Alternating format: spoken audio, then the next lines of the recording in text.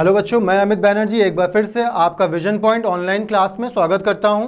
जैसा कि मैंने आपसे कुछ पिछले लेक्चर्स में डिस्कस किया था कि हमने जो नेशनल इनकम स्टार्ट किया है, नेशनल इनकम कंप्यूटेशन स्टार्ट करने से पहले कुछ बेसिक चीज़ों का जानना ज़रूरी था, जो कि हमने पिछले कुछ अपने लेक्चर्स में डिस्कस किया है। बच्चों, मैंने ये भी कहा था कि अगर आपको वो बेसिक चीज़ें समझ में नहीं आएंगी तो कंप्यूटेशन में आपको प्रॉब्लम आएगी। जैसे आपसे हमने कहा था नॉर्मल सिटीजन, जैसे मैंने आपसे कहा था डोमेस्टिक इनकम, जैसे मैंने आपसे कहा था वैल्यू, जैसे मैंने आपसे कहा था इंटरमीडिएट गुड्स और फाइनल गुड्स। इसका कैलकुलेशन स्टार्ट करने से पहले सीखना बहुत ज़रूरी होता है। बच्चों, मैंने आपको आज बता दूं कि हम लोग आज स्टार्ट करेंगे national income computation. National income computation में स्टार्ट करूं तो मैं आपको बता दूं नेशनल इनकम कंप्यूटेशन 3 मेथड होते हैं और बेसिकली आपसे जो क्वेश्चन सीबीएसई या किसी बोर्ड के एग्जाम में पूछा जाता है वो इसके कंप्यूटेशन से रिलेटेड क्वेश्चन ही ज़्यादा आते हैं। कुछ छोटे क्वेश्चंस अगर आ गए आपके 1 नंबर 2 नंबर के थ्योरेटिकल तो वो अलग चीज़ है, अदरवाइज ज़्यादातर क्वेश्चन जो आता है वो नेशनल इनकम कंप्यूटेशन ही आता है। मैं आपको स्टार्ट करता हूं वीडियो और आप समझते चलिएगा, और आपको पता है कि अगर आपको कोई डाउट है तो वो हमारे कमेंट बॉक्स में या हमारे नंबर में आप सेंड कर सकते हैं। नंबर आपको वीडियो के एंड में बता दिया जाएगा। चलो अब देखो बच्चों, जैसा कि मैंने आपसे बोला कि हम लोग आज स्टार्ट करेंगे कंप्यूटेशन सीखना, तो हमारा आज का इस लेक्चर का ऑब्जेक्टिव है कंप्यूटेशन ऑफ नेशनल इनकम, या हम लोग एक और भी कह सकते हैं how to determine national income. चलो बच्चों आगे बढ़ते हैं, और आपको पता होगा, नहीं तो मैं आपको बता रहा हूं, इस चीज़ को समझ लो। हमारे नेशनल इनकम कैलकुलेट करने के 3 मेथड होते हैं। पहला मेथड होता है इनकम मेथड, दूसरा होता है एक्सपेंडिचर मेथड, तीसरा होता है वैल्यू एडेड प्रोडक्ट और आउटपुट मेथड। ठीक है, तो हम लोग आज डिस्कस करेंगे पहला मेथड इनकम मेथड। हम लोग आज डिस्कस करेंगे पहला मेथड इनकम मेथड। अब देखो बच्चों, इनकम मेथड भी स्टार्ट करना, जैसा कि मैंने आपसे पहले ही कहा है कि कोई भी कंप्यूटेशन नेशनल इनकम का इतना आसान नहीं है, लेकिन अगर हम समझेंगे कायदे से तो कठिन भी नहीं है। ठीक है बच्चों, तो मैं आपको बताऊं नेशनल इनकम स्टार्ट करने के पहले कुछ बेसिक कहानियां इसमें भी जाननी ज़रूरी है। नेशनल इनकम मेथड सीखने से पहले कुछ बेसिक चीज़ें जानना ज़रूरी है। जैसे अगर मैं बोलूं तो पहला, अगर मैं नहीं, नेशनल इनकम कंप्यूटेशन भी यही कहता है। ठीक है, पहला कंपनसेशन ऑफ एम्प्लॉय COE। अच्छा, अब मुझे एक चीज़ बताना बेटा, जैसे मैं अगर आपसे बोलूं कंपनसेशन ऑफ एम्प्लॉय, तो मेरे ख्याल से हम सबको पता है कि हम लोग जो अपनी सर्विसेज प्रोवाइड कर रहे हैं किसी ऑर्गेनाइजेशन में, या जो हम अपना लेबर दे रहे हैं किसी ऑर्गेनाइजेशन में, वो ऑर्गेनाइजेशन उसके बदले हमें जो प्रोवाइड करती है वो कहलाता है कंपनसेशन। वो क्या कहलाता है? कंपनसेशन। बच्चों, ये भी आपको पता है कि मैं अगर आपसे बोलूँ कि भाई मेरे कंपनसेशन में क्या मिलता है, तो आप बोलोगे सर कैश मिलता है। आप क्या कहोगे? सर कैश मिलता है। लेकिन मेरे कुछ बच्चे ये भी कहेंगे कि सर कैश तो मिलता ही है, साथ में कुछ और भी बेनिफिट हमारा एम्प्लॉयर हमें देता है। जैसे वो हमें कुछ कैश में बेनिफिट देता है और काइंड में बेनिफिट देता है। काइंड में बेनिफिट देता है तो वो क्या होते होंगे, और कैश में बेनिफिट क्या है वो आपको पता है। तो हम लोग आगे डिस्कस करेंगे बच्चों कि ये बेनिफिट कंपनसेशन ऑफ एम्प्लॉय क्या है। तो कंपनसेशन ऑफ एम्प्लॉय क्या है, पहले ये समझ लो। The amount earned by employees from their employer। तो भाई ये तो जाहिर सी बात है, मेरे को जो पैसा मिल रहा है मेरा एम्प्लॉयर दे रहा है, वही मेरा अर्निंग है। तो the amount earned by employees from employer whether in cash or in kind any other social security scheme is known as compensation of employee. बच्चों, हमें 3 चीजें मिली। क्या मिला? पहला हमें मिला कैश, दूसरा हमें मिला काइंड, और तीसरा मिला सोशल सिक्योरिटी स्कीम। हमें इसमें 3 कहानियां मिला। पहला मिला कैश, दूसरा मिला काइंड, तीसरा मिला सोशल सिक्योरिटी स्कीम। तो ये तीनों क्या है, एक बार फिर से हम लोग डिटेल में डिस्कस करते हैं। तो पहली चीज, broadly divided into following 3 components. First component क्या है? Wages and salaries payable in cash. क्या है? Wages and salaries payable in cash. तो वेजेस और सैलरी को जब कैश की बात करें तो wages and salary receivable. Special allowances जैसे मतलब मान लो ज़रूरी नहीं कि मैं अपने वर्किंग आवर्स अगर मेरे 8 घंटे के हैं और मैंने कभी ओवर टाइम किया तो ओवर टाइम का पैसा मुझे अलग से मिलता है, ठीक है। तो जो कैश हमें रिसीव हो रहा है वो कैश तो है ही है, प्लस अगर हमें ओवर टाइम पर दे रहे हैं तो ओवर टाइम का पैसा हमें अलग से मिलता है। तो special allowance for working overtime. फिर अगला क्या है, cost of travel from work and car parking, bonuses, commission, gratuities, tip, cost of living etcetera. फिर जैसे आप डियरनेस अलाउंस, जिसे हम लोग डीए कहते हैं, ठीक है, पेड इन आवर कंट्री, या pension at the time of retirement, ठीक है, जिसे कहा जाता है डिफर्ड वेजेस। तो ये सब हमारे क्या है, कैश है। ये सब हमारे क्या है, कैश है।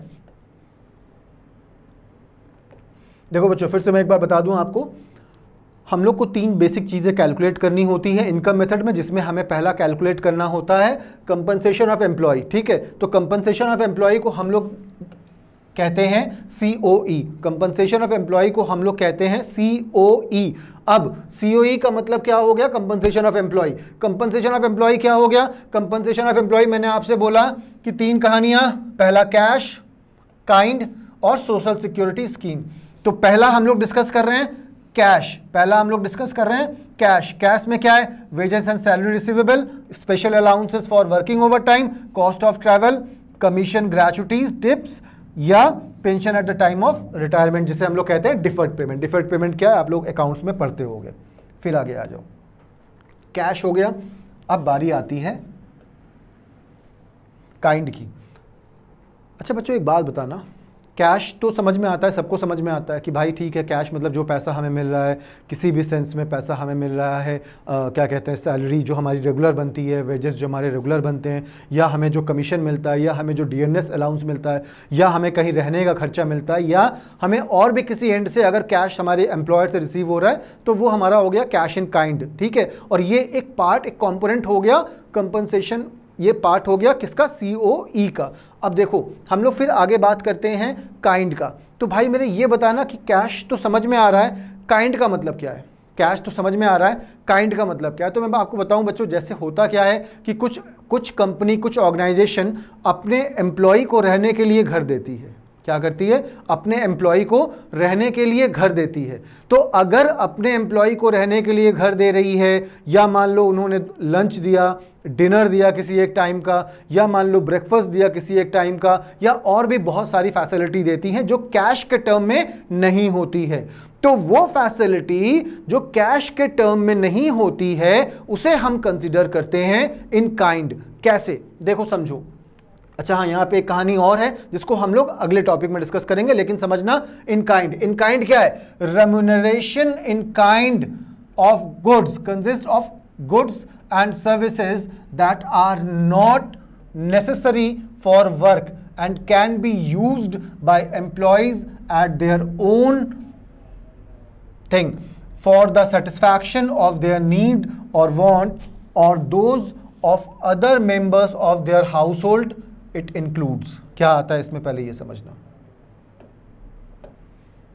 It includes meal, drink, including those consumed when travelling for business, ठीक है। कभी कभी क्या होता है बच्चे, कभी कभी जैसे मान लो वो अपने ऑफिस प्रेमिसेस में भी लंच, डिनर या मील प्रोवाइड कर सकते हैं, या कभी अगर आप कंपनी या ऑर्गेनाइजेशन के काम से बाहर जाते हो, अगर आप कंपनी या ऑर्गेनाइजेशन के काम से बाहर जाते हो तो वहाँ पे भी आप कुछ खर्च करते हो रहने के लिए, या वहाँ आप खर्च करते हो खाने के लिए। तो वो जो खाना या रहने का खर्च होता है, कंपनी क्या कर रही है, उसे रियम्बर्स करती है। कंपनी क्या करती है, उसे रियम्बर्स करती है। मिल तो कैश रहा है, लेकिन वो मिल रहा है आपके किसी पर्पस के लिए। तो क्या हो गया, जब when travelling for business, accommodation, रहने के लिए आपको जगह दे रही है, या द सर्विसेज ऑफ व्हीकल और other durable provided for the personal use of employees. बच्चों ऐसे भी कई ऑर्गेनाइजेशन है, कई ऐसे बैंक हैं, ठीक है, जो अपने एम्प्लॉई को बहुत सी चीज़ें कन्वेंस, जैसे वो अपना ट्रैवलिंग के लिए भी पैसा पे कर रहे हैं, उनको गुड्स के लिए भी पैसा पे कर रहे हैं, उनको परचेजिंग के लिए भी पैसा पे कर रहे हैं, ठीक है, उनको मोबाइल पे कर रहे हैं, उनको मोबाइल दे रहे हैं। कई कंपनी देती है कि भाई ये मेरा एम्प्लॉई है, तू मोबाइल रख, ठीक है, ज़रूरत पड़ने पे कॉल कर सकेंगे, प्लस उसके जो बिल आ रहे हैं वो भी कंपनी पे कर रहा है। ठीक है, तो ये भी क्या हो गया बच्चे, ये भी इन काइंड है for employees. Goods and services produced as output for the employees own process of production such as free travel for the employees of railways, airlines और फ्री कोल माइनर्स।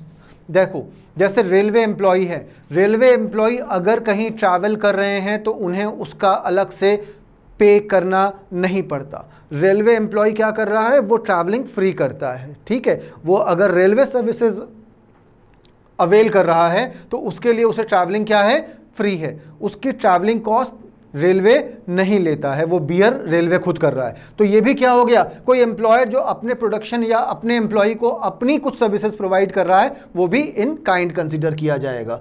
फिर sports, holiday facility, employees and there families. Holiday facility, जैसा कि मैंने अभी आपसे बोला कि सिर्फ मोबाइल ही नहीं, उनके कुछ काइंड्स भी, उनके परचेजिंग भी, उनके घूमने का खर्चा भी एम्प्लॉयर बियर कर रहा है। उनके घूमने का खर्चा भी कौन बियर कर रहा है, एम्प्लॉयर बियर कर रहा है। तो वो भी क्या किया जाएगा, क्या वो आपके रेगुलर सैलरी है, क्या वो आपकी रेगुलर वेजेस हैं? जाहिर सी बात है नहीं, वो हमारी रेगुलर सैलरी या वेजेस नहीं है। तो अगर वो हमारी रेगुलर सैलरी या वेजेस नहीं है तो हम उसे क्या कहेंगे, हम उसे कहेंगे काइंड। हम उसे क्या कहेंगे, काइंड। तो बच्चों एक बार फिर से समझना सारी चीज़ें, भी हम लोग फिर आगे बात करते हैं।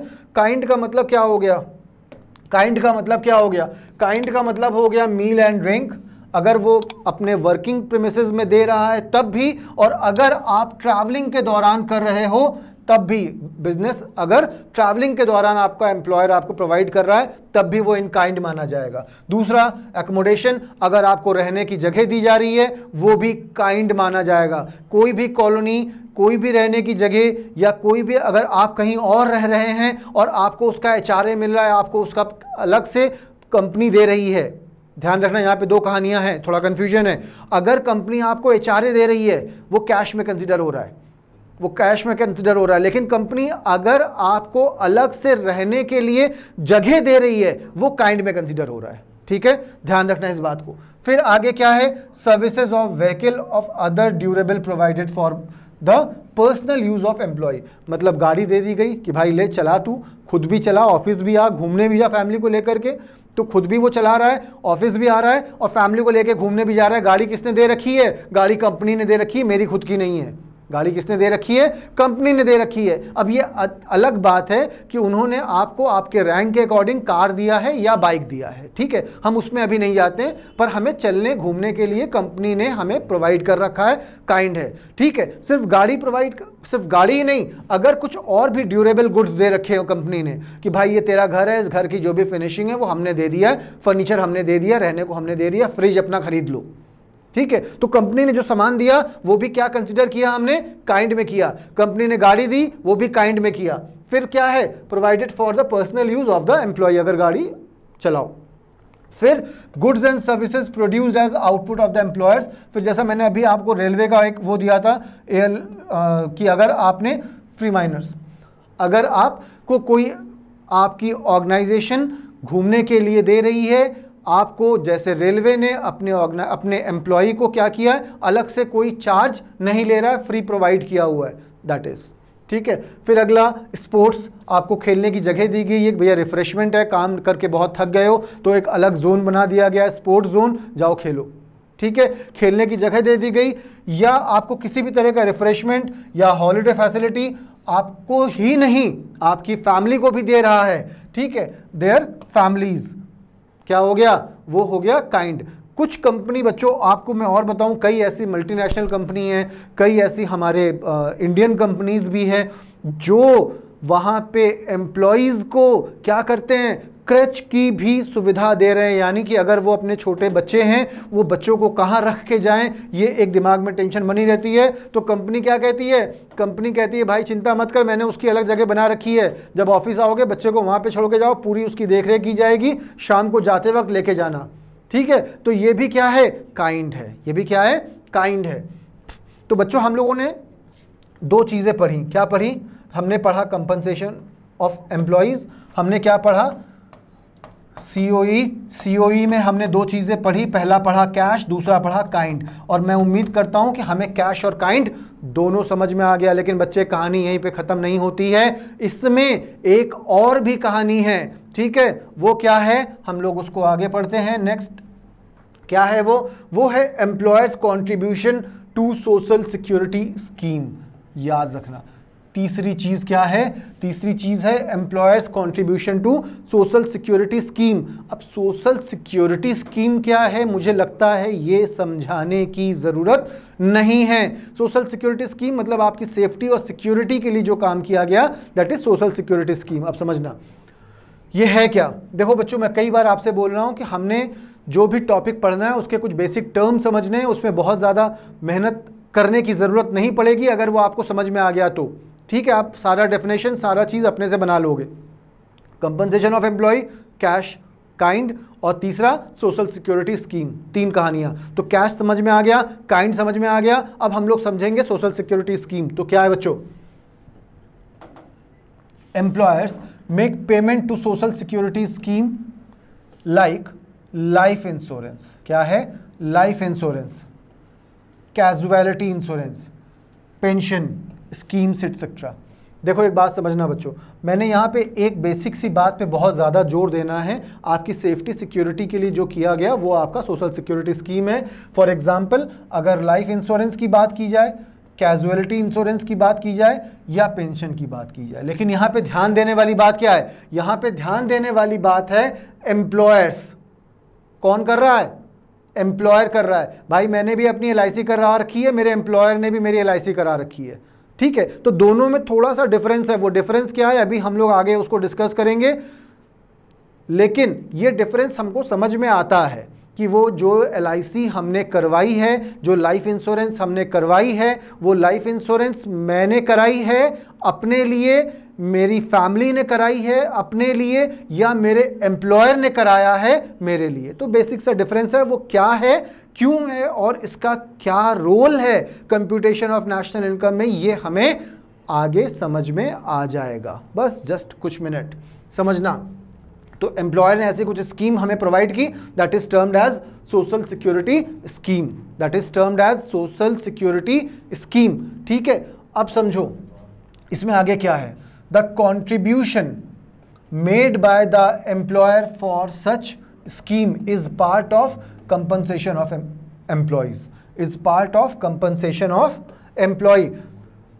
पर ध्यान देने वाली बात क्या है बच्चों, the thing which has to be remembered, ध्यान देने वाली बात क्या है, is that employers contribution toward social security scheme, क्या, employers contribution toward social security scheme should be included while calculation of national income, ठीक है। but employees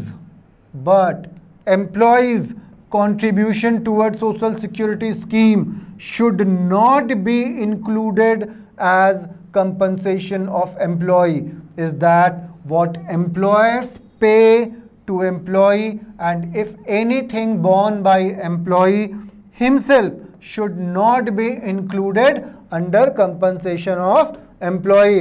ध्यान देना बेटा, एम्प्लॉयर जो पार्ट कंट्रीब्यूट कर रहा है उसे तो कंसीडर किया जाएगा, लेकिन एम्प्लॉय खुद से अगर कर रहा है तो कंसीडर नहीं किया जाएगा। समझ में आ गई बात, वेरी गुड। चलो आगे बढ़ते हैं।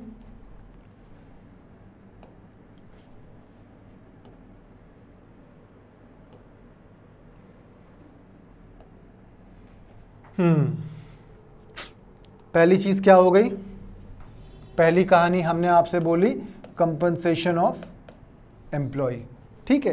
तो कैश, कंपनसेशन ऑफ एम्प्लॉय समझ में आ गया, क्लियर है। उसमें तीन पार्ट होते हैं, कैश, काइंड और social services, sorry social contribution scheme, ठीक है। ये तीनों हमें समझ में आ गया। दूसरा पार्ट हम लोग बात करेंगे क्या, ऑपरेटिंग सरप्लस। दूसरा पार्ट हम लोग क्या बात करेंगे, ऑपरेटिंग सरप्लस। तो बच्चों ऑपरेटिंग सरप्लस क्या है, थोड़ा सा पहले मैं इसको समझा दूं, फिर इसके भी कंपोनेंट्स को हम लोग आगे डिस्कस करेंगे। तो ऑपरेटिंग सरप्लस क्या है समझो, operating surplus as value of gross output, क्या है, value of gross output less sum of intermediate consumption, compensation of employees, mixed income, depreciation. अब देखो बच्चों, इंटरमीडिएट कंजम्पशन क्या है, प्लीज़ पूछना नहीं, हमने पिछले लेक्चर में बहुत डिटेल में समझाया है इसको। तो इंटरमीडिएट कंजम्पशन क्या है आपको पता है, कंपनसेशन ऑफ एम्प्लॉय क्या है अभी हमने आपको समझा दिया है, मिक्स्ड इनकम क्या है अभी हम लोग आगे डिस्कस करेंगे, और डिप्रिसिएशन क्या है ये हम लोग बचपन से जानते हैं, and NIT net indirect tax ये भी क्या है हमको पता है, ठीक है। तो क्या बोला गया, value of gross output less sum of intermediate consumption, compensation of employee, mixed income, depreciation minus कर देंगे एनआईटी, तो हमें क्या मिल जाएगा, हमें मिल जाएगा ऑपरेटिंग सरप्लस। क्या मिल जाएगा, ऑपरेटिंग सरप्लस। तो ऑपरेटिंग सरप्लस क्या हो गया बच्चे, आपने ग्रॉस वैल्यू आउटपुट आपको मिल गया, ग्रॉस वैल्यू आउटपुट मिल गया एट मार्केट प्राइस, ठीक है, उसमें माइनस किया intermediate consumption, compensation of employee, mixed income, depreciation और एनआईटी, तो हमें क्या मिल गया, हमें मिल गया ऑपरेटिंग सरप्लस। क्लियर है, ठीक है, आगे बढ़ते हैं।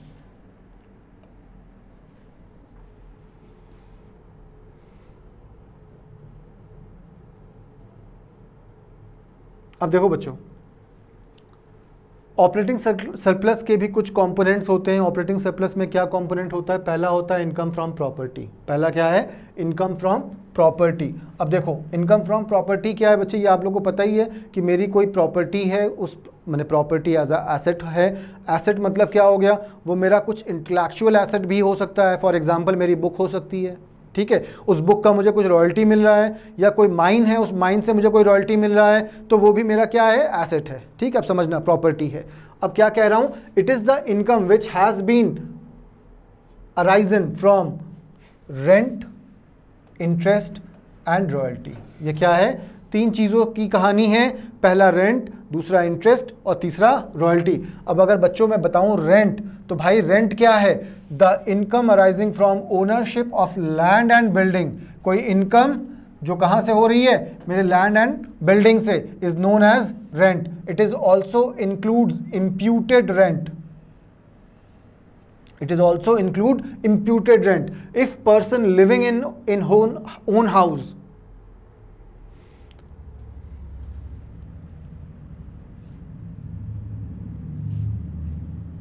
देखो अब एक बात समझना बच्चे, imputed,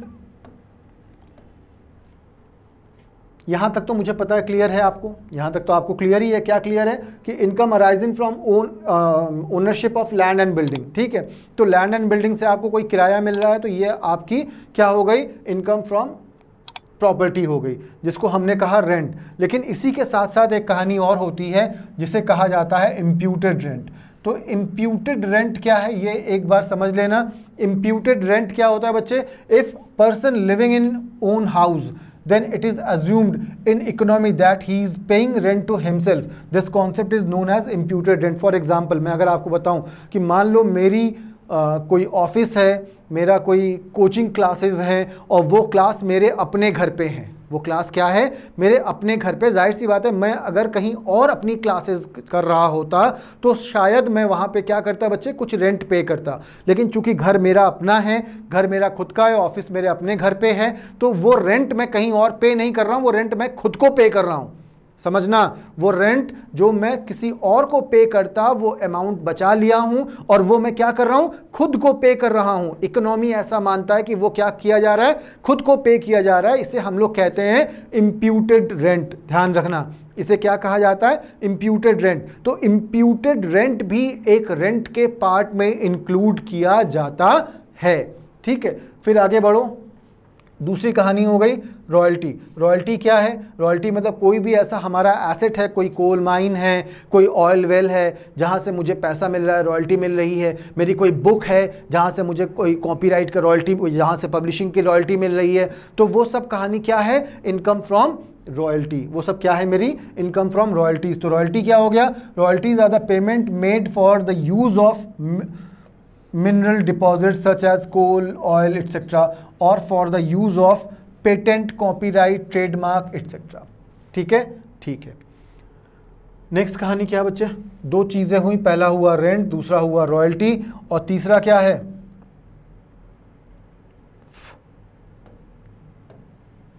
पहला हुआ रेंट, दूसरा हुआ रॉयल्टी, तीसरा इंटरेस्ट। तीसरा क्या है? तीसरा है इंटरेस्ट। अब इंटरेस्ट क्या है बच्चे?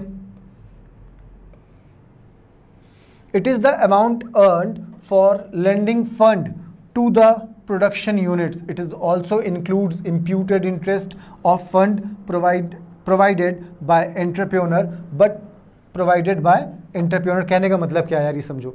इंटरेस्ट का मतलब क्या है? इंटरेस्ट का मतलब मैंने कोई अमाउंट दे रखा है, ठीक है। इंटरेस्ट कब मिलता है? इंटरेस्ट मिलता है कैपिटल पे। इंटरेस्ट किस पे मिलता है? इंटरेस्ट मिलता है कैपिटल पे। तो मैंने कुछ इंटरेस्ट मैंने कुछ कैपिटल इन्वेस्ट कर रखा है, उस कैपिटल को इन्वेस्ट करने के बदले जो मुझे इंटरेस्ट मिल रहा है वो क्या है? वो मेरा कंसिडर किया जाएगा एज इंटरेस्ट। फिर समझना इसमें एक बात, but interest income includes interest on loan taken for productive services only, ठीक है। But interest income include interest on loan taken for productive services only. आपने प्रोडक्टिव सर्विसेज के लिए कोई इंटरेस्ट पे किया है या रिसीव किया है, वो हमें इंटरेस्ट में कंसिडर करेंगे। फिर आगे बढ़ो, समझ में आ गई तीनों कहानी? रेंट क्या है, रॉयल्टी क्या है और इंटरेस्ट क्या है। अब देखो, पहला हो गया इनकम फ्रॉम प्रॉपर्टी। पहला क्या हो गया? Income from property. दूसरा है इनकम फ्रॉम एंटरप्रेन्योरशिप। दूसरा क्या है? Income from entrepreneurship. तो मेरे भाई एंटरप्रेन्योरशिप क्या है ये आपको पता ही है। एंटरप्रेन्योरशिप में क्या हमें रिवॉर्ड है? प्रॉफिट हमारा रिवॉर्ड है, ठीक है। तो अब समझो, it is return of entrepreneur after paying all other factors of production. It is following 3 types. अभी हम लोग आते हैं 3 टाइप में क्या है, ठीक है। अब एंटरप्रेन्योरशिप का मतलब क्या हो गया? वो इनकम जो मुझे फैक्टर्स सर्विसेज प्रोवाइड करने वाले सारे फैक्टर्स को पे करने के बाद बचता है, वो मेरा क्या है? वो मेरा रिवॉर्ड है, जिसे हम लोग प्रॉफिट भी कभी कभी कहते हैं। कभी कभी नहीं, अक्सर कहते हैं, हमेशा कहते हैं, ठीक है। तो अब ये क्या है? पहली ये 3 तरह की कहानियों में बांटा जाएगा। तो देयर आर 3 टाइप्स। पहला डिस्ट्रीब्यूटेड प्रॉफिट। पहला क्या है? डिस्ट्रीब्यूटेड प्रॉफिट, यानी आपने जो भी शेयर होल्डर को बांटा वो हमारा क्या हो गया? डिस्ट्रीब्यूटेड प्रॉफिट एट डिविडेंड, जिसे हमने कहते हैं this is the part of total profit which is given to shareholders. The thing to be noted here is that profit earned by one firm to another should not be included under this head। समझना फिर से बच्चों एक बार, क्योंकि हमने क्या कहा कि अब हम लोग थोड़े से इंटरेस्टिंग और कंपेरेटिवली टफ पार्ट में आ रहे हैं। समझ लोगे सारी कहानी क्लियर हो जाएगी। प्रॉफिट क्या है ये समझ में आ गया, ठीक है। लेकिन क्या कह रहा है? But profit earned by one firm, ठीक है, किसी एक फर्म ने प्रॉफिट अर्न किया, सही है, to another should not be included under this head because it is already included in the profit of the firm which pays it. कहने का मतलब, अगर किसी एक फर्म ने प्रॉफिट अर्न किया हुआ है और उसकी वजह से कोई दूसरा फर्म भी कुछ प्रॉफिट अर्न कर रहा है, तो वो उस सेम अमाउंट को दोनों जगह पे कंसिडर नहीं किया जाएगा, क्योंकि ऑलरेडी वो किसी एक फर्म में कैलकुलेट हो चुका है, ठीक है। डुप्लीकेशन नहीं होनी चाहिए। फिर अगली कहानी क्या है? Undistributed profit. अनडिस्ट्रीब्यूटेड प्रॉफिट का मतलब क्या हो गया बच्चे? Saving of private corporate sector और रिटेन्ड अर्निंग, ठीक है। कुछ पैसा मैंने बचा के रख लिया, कुछ पैसा मैंने क्या किया? बचा के रख लिया। वो पैसा जो मैंने बचा के रख लिया वो क्या कहलाएगा बेटा? Undistributed profit. तो पहली चीज़ आपको समझ में आ गई होगी, कंपनसेशन ऑफ एम्प्लॉय का पार्ट, ठीक है, जिसमें कैश, काइंड और सोशल स्कीम। दूसरा क्या हो गया? दूसरा हम लोगों ने ऑपरेटिंग सरप्लस डिस्कस किया, जिसमें कि इनकम फ्रॉम प्रॉपर्टी हुई, और दूसरा इनकम फ्रॉम एंटरप्रेन्योरशिप हो गया, ठीक है। फिर उसके बाद एंटरप्रेन्योरशिप में 2 कहानी है, पहला डिस्ट्रीब्यूटेड प्रॉफिट और पहला distributed profit and second undistributed profit, ठीक है। अनडिस्ट्रीब्यूटेड प्रॉफिट का मतलब क्या हो गया? Retained earning. अनडिस्ट्रीब्यूटेड प्रॉफिट का मतलब क्या हो गया? Retained earning. फिर हम लोग आगे बढ़ते हैं। ये एक ऐसा रिजर्व होता है जो फ्यूचर अनसर्टेनिटीज़ के लिए बना के रखा जाता है, ठीक है। सेविंग का मतलब क्या है? सेविंग का मतलब भैया बचा के रखो, कल को काम आएगा। क्यों काम आएगा? अब कल को काम आएगा, अगर कुछ अनसर्टेनिटी होती है बिजनेस में, तो वहाँ से हम इसको क्या कर सकते हैं? कवर अप कर सकते हैं, ठीक है। फिर बच्चों नेक्स्ट पे आ जाओ। अब देखो ये हो गया पहला, income from property, income from entrepreneurship, और तीसरा कॉरपोरेशन टैक्स। तीसरा क्या है? कॉरपोरेशन टैक्स या प्रॉफिट टैक्स। ठीक है, ये क्या होता है बच्चे? ये सिंपल जो हम लोग टैक्स पे करते हैं, it is that part of the profit which is given by a firm to government as tax.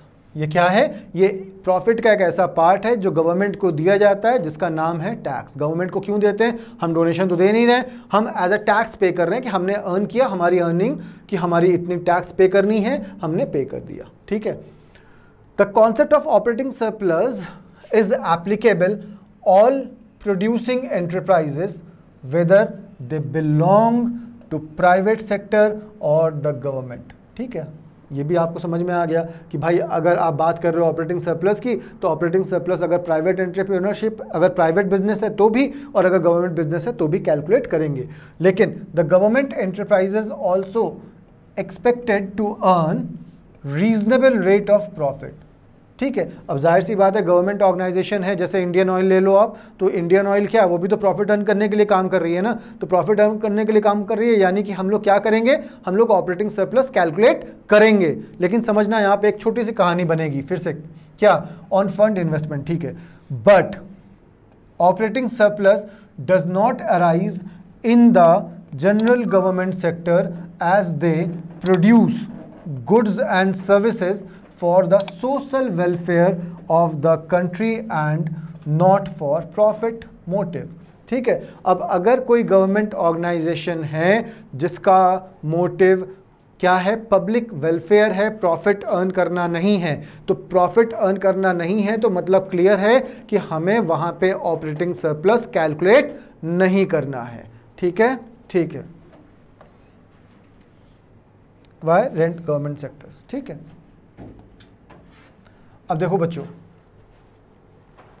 तीसरी कहानी क्या है? Mixed income. ठीक है, कंपनसेशन ऑफ एम्प्लॉय हो गया, ऑपरेटिंग सरप्लस हो गया, थर्ड एंड लास्ट इस टॉपिक का क्या है? Mixed income. अब हम लोग अगली क्लास अगला टॉपिक क्या करेंगे बच्चे? हम लोग अगले टॉपिक में इसका मेथड कैलकुलेट करेंगे और इसके न्यूमेरिकल और बेसिक फॉर्मूलों को अप्लाई करना भी सीख जाएंगे। ठीक है, अब देखो मिक्स्ड इनकम क्या होती है? Income of own account workers like farmer, doctor, barber etcetera are unincorporated enterprises like small shopkeepers repair is known as mixed income। देखो मिक्स्ड इनकम की कहानी क्या है ये समझ लो। कुछ ऑर्गेनाइज्ड ग्रुप होते हैं काम करने के लिए, और कुछ छोटे छोटे ग्रुप होते हैं जो बेसिकली ऑर्गेनाइज्ड नहीं होते, वो अपनी पर्सनल स्किल पे काम कर रहे होते हैं। ठीक है, वो अपनी क्या कर रहे हैं? पर्सनल स्किल पे काम कर रहे हैं। फॉर एग्जाम्पल डॉक्टर्स या बार्बर्स। ठीक है, तो वो क्या है? वो जो पर्सनल स्किल पे काम कर रहे हैं, यानी वो डॉक्टर क्या कर रहा है? वो डॉक्टर भी काम कर रहा है अपने स्किल पे, अपनी खुद की इनकम अर्न कर रहा है, या बार्बर अपने स्किल पे अपनी खुद की इनकम अर्न कर रहा है। तो वो कहानी हमारी क्या कहलाएगी? Mixed income. वो कहानी क्या कहलाएगी? Mixed income. They do not maintain proper accounts. They do not maintain proper accounts. ठीक है, they do not generally hire factor services from market, rather use their own resources like land। ये एक basic सी कहानी फिर से है बेटा, इसमें ध्यान रखना। मिक्स्ड इनकम पे, पहली मिक्स्ड इनकम पे हमने क्या बोला? ठीक है, ओन अकाउंट वर्कर्स। ठीक,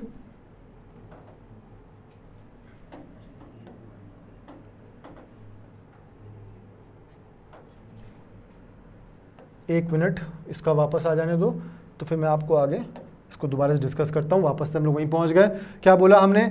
ओन अकाउंट वर्कर्स। ठीक है, अनइनकॉर्पोरेटेड एंटरप्राइजेज। ठीक है, फिर तीसरा क्या बोला गया? दे do not maintain proper account. ये भी ठीक है। और सबसे इंपॉर्टेंट बात वो क्या?